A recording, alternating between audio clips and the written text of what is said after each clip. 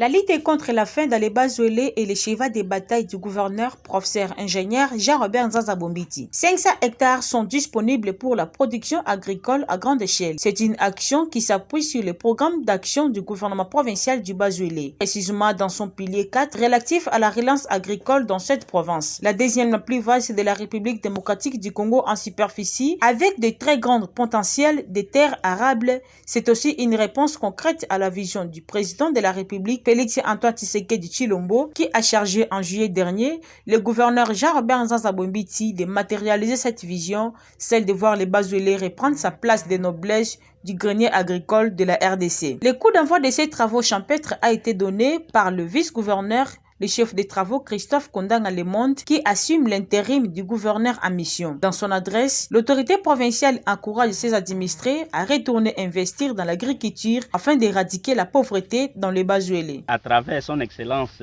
monsieur le gouverneur de province, professeur Nzanza Bombeti, L'histoire